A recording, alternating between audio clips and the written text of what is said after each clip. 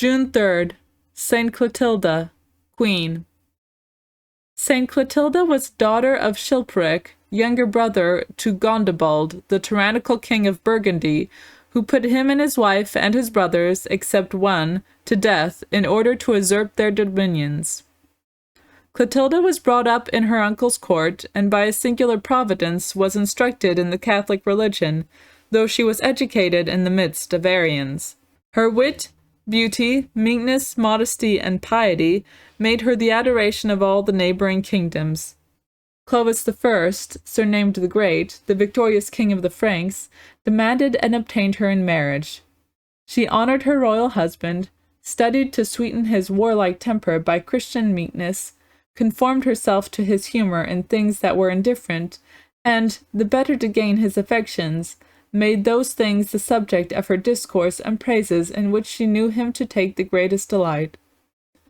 When she saw herself mistress of his heart, she did not defer the great work of endeavoring to win him to God, but the fear of giving offense to his people made him delay his conversion.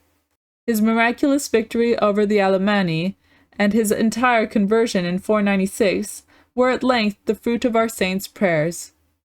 Saint Clotilda, having gained to God this great monarch, never ceased to excite him to glorious actions for the divine honor. Among other religious foundations, he built in Paris, at her request, about the year 511, the great church of Saints Peter and Paul, now called St. Genevieve's. This great prince died on the 27th of November in the year 511, at the age of 45, having reigned 30 years. His eldest son, Theodoric, reigned at Rheims, over the eastern parts of France. Clodomir reigned at Orléans, Childebert at Paris, and Clotaire I at Soissons. This division produced wars and mutual jealousies, till in 560 the whole monarchy was reunited under Clotaire, the youngest of these brothers. The dissension in her family contributed more perfectly to wean Clotilda's heart from the world. She spent the remaining part of her life in exercises of prayer, almsdeed, watching, fasting, and penance, seeming totally to forget that she had been queen or that her son sat on the throne.